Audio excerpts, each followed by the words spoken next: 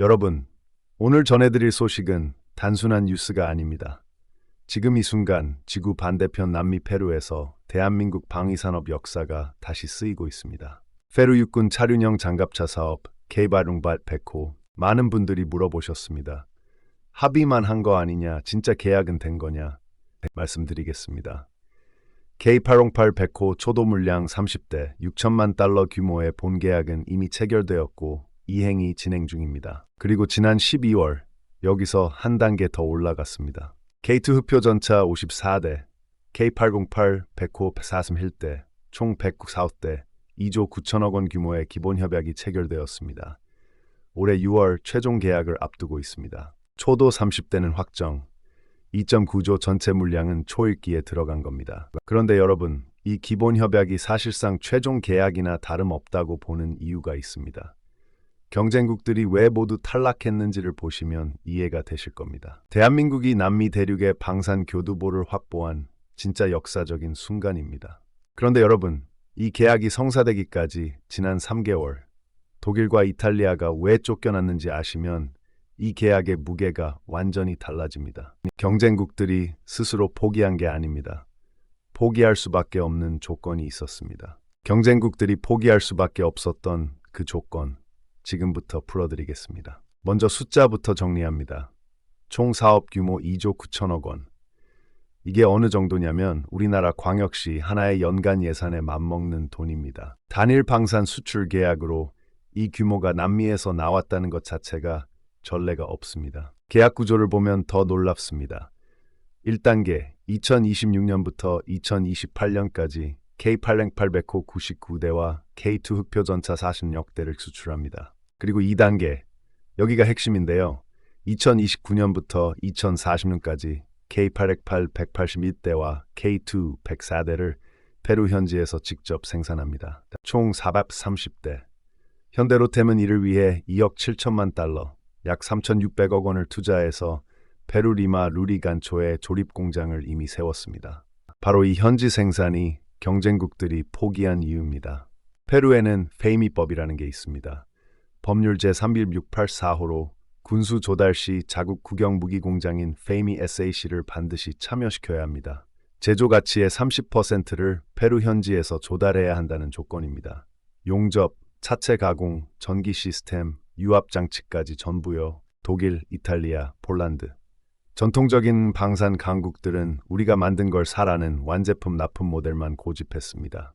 기술 이전은커녕 현지 조립도 꺼렸습니다. 터키의 오토카는 초기 물량 견적을 6,345만 달러로 제출했는데 페루 국방부가 승인한 기준가를 초과해서 탈락했습니다. 세르비아 라자르 3는 대당 193만 달러로 최저가를 써냈지만 기술 이전과 장기 산업화 기준을 충족하지 못했습니다. 하나둘 탈락하는 사이 우리 대한민국의 현대로템과 STX로 구성된 원팀은 완전히 다른 카드를 꺼냈습니다.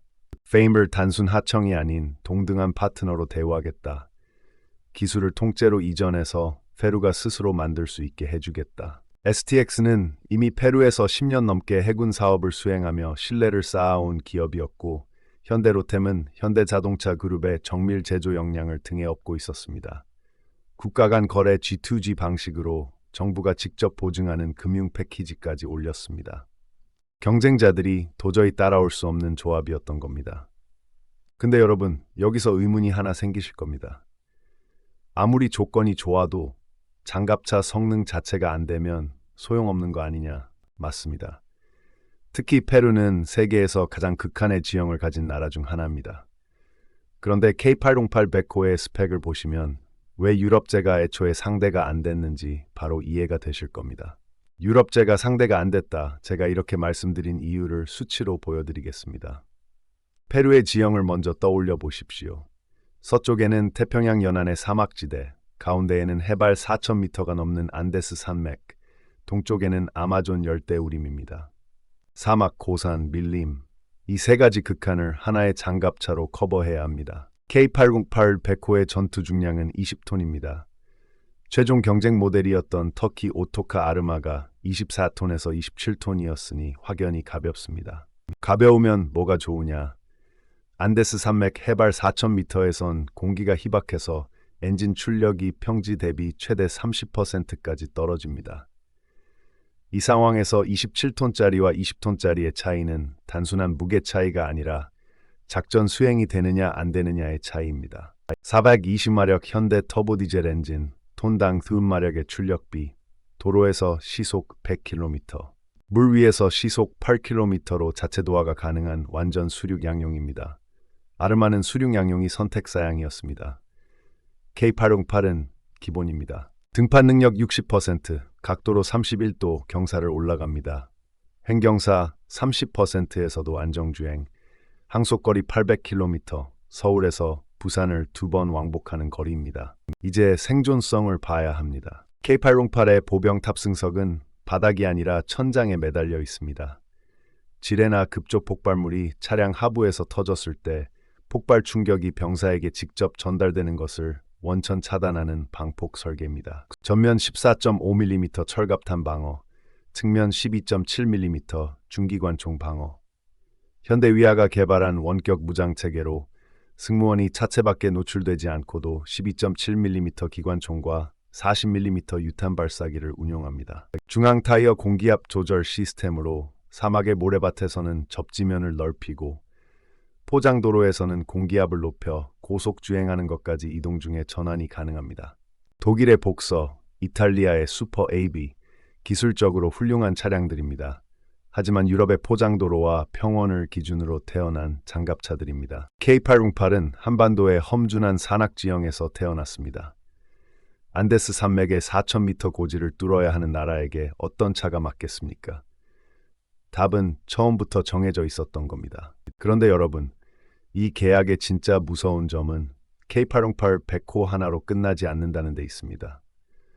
페루 하나가 아니라 남미 대륙 전체의 판도가 바뀔 수 있는 구조가 이미 깔렸습니다.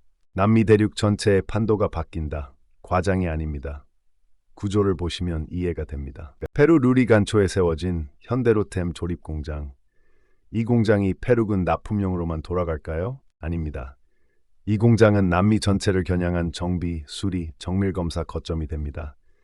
주변 국가들이 K808이나 K2를 도입하면 한국까지 보낼 필요 없이 바로 옆 나라 페루에서 전부 해결됩니다. 방산에서 MRO 거점을 확보한다는 것은 그 지역을 반영구적으로 묶어두는 것과 같습니다. 이미 움직임이 시작되었습니다.